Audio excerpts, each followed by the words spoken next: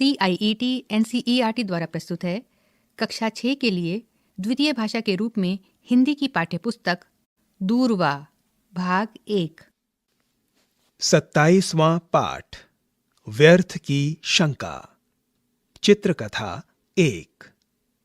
पृष्ठ संख्या 129 से 134 तक। अब प्रस्तुत है पाठ व्यर्थ की शंका। चित्र 1। किसी गांव में एक दंपति रहते थे। उनकी कोई संतान नहीं थी। चित्र 2। उन दोनों ने एक छोटे से नेवले को पाल लिया। पति पत्नी नेवले को बहुत प्यार करने लगे। एक दिन पति बोला, तू तो मेरा राजा बेटा है। चित्र 3। कुछ दिन बाद। उनके घर पुत्री का जन्म हुआ। संतान पाकर पति पत्नी बहुत खुश हुए। चित्र 4। स्त्री अपनी बच्ची से बहुत प्यार करने लगी। उसका ध्यान अपनी संतान पर ही रहता था। अब उसे नेवला व्यर्थ लगने लगा। एक दिन पत्नी बोली, तू तो मेरी रानी बेटी है। चित्र 5। उसे नेवले पर गुस्सा आता रहता था। स्त्री को संदेह था कि नेवला उसकी बेटी से जलता है और इसलिए वह चुपचाप बैठा रहता है। एक दिन पत्नी ने कहा, तुम मेरी रानी बेटी से क्यों जलते हो? चित्र 6। पति के मन में नेवले के प्रति कोई संदेह नहीं था। वह पत्नी को समझाता, नेवला मेरी बेटी से क्यों जलेगा? ये दोनों हमारी संतानें हैं। एक दिन पति नेवले से बोला, तुम तो हमारे बेटे हो। अपनी छोटी बहन से प्यार जताओ, उसके साथ खेलो। चित्र 7। एक दिन जब स्त्री घड़ा लेकर कुएं से पानी भरने के लिए जाने लगी, उसने अपने पति से कहा, सुनो, मैं पानी लेने जा रही हूं। चित्र 8। जाते जाते उसने पति को सावधान किया, तुम बिटिया का ध्यान रखना, नेवले का क्या भरोसा। चित्र 9। अचानक पति सोचते हुए, मैं तो भूल ही गया था कि आज शाम को पड़ोसी के घर में मेहमान आने वाले हैं। चलूं, अभी बता दूं, नहीं तो उसे उलझन होगी।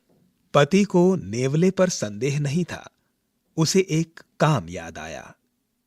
घर से निकलते हुए उसने नेवले से कहा, चित्र 10। तुम अपनी बहन का ध्यान रखना, थोड़ी देर में वापस आ जाऊंगा। उसकी बात सुनकर नेवला सतर्क हो गया। वह बच्ची के पालने के पास जा बैठा। चित्र 11। और तभी नेवले ने देखा बच्ची पालने में सो रही थी और दरवाजे से एक सांप पालने की ओर बढ़ता चला आ रहा है। चित्र 12। इस चित्र में दिखाया गया है कि नेवला सांप पर झपट रहा है। नेवला सांप पर झपटा। उसने सांप को पकड़ लिया। दांतों से टुकड़े टुकड़े कर सांप को मार डाला। चित्र 13। प्रतीक्षा। इस चित्र में नेवले को बैठा हुआ दिखाया गया है, जैसे वो मां की प्रतीक्षा कर रहा हो। नेवला सोचते हुए, मां मुझ पर बहुत प्रसन्न होगी। मैंने सांप को मार डाला। नेवला घर से बाहर आकर स्त्री की प्रतीक्षा करने लगा। उसे अपनी विजय पर गर्व था। चित्र 14। पत्नी ने दृश्य देखकर कहा, खून! हाय, तूने मेरी बिटिया को काट खाया। स्त्री ने नेवले के मुंह में खून देखा। उसने गुस्से में पानी से भरा घड़ा फेंक कर मारा। नेवला मर गया। चित्र 15। वह घर में गई। उसने देखा सांप मरा पड़ा है और बच्ची पालने में सोई हुई है। ऐसा देखकर पत्नी ने कहा, हाय हाय, ये मैंने क्या कर डाला। नेवले ने मेरी बेटी की रक्षा की, मैंने उसकी हत्या। यदि उसने मेरी बेटी की रक्षा नहीं की होती तो मैं संतान का मुंह नहीं देख पाती। चित्र 16। वह बैठी रोती रही।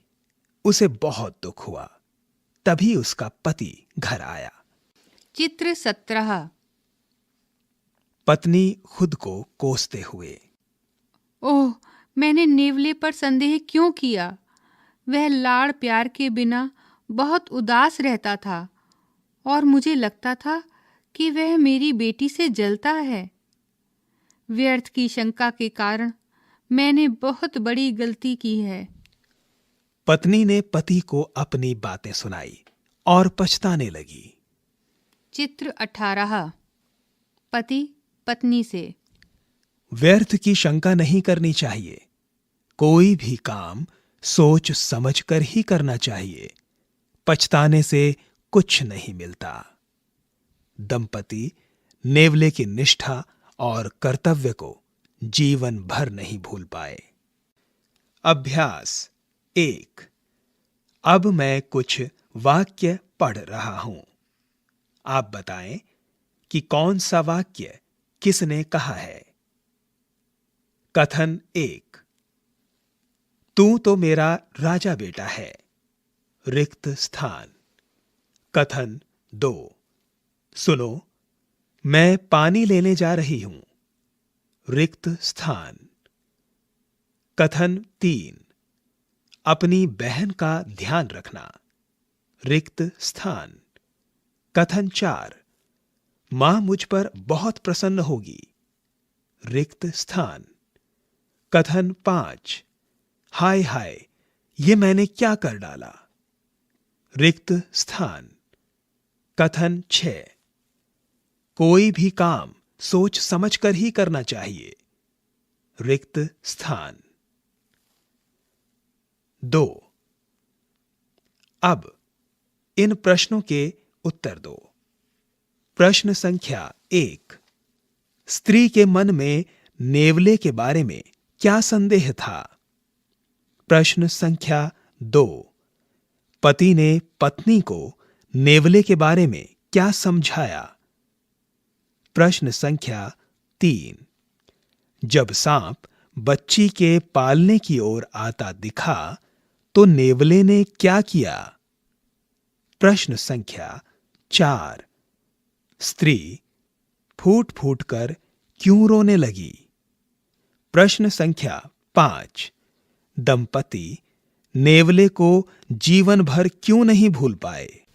दूरवा भाग 1। अभी आप सुन रहे थे कक्षा 6 के लिए द्वितीय भाषा के रूप में हिंदी की ध्वनि पाठ्य पुस्तक। कला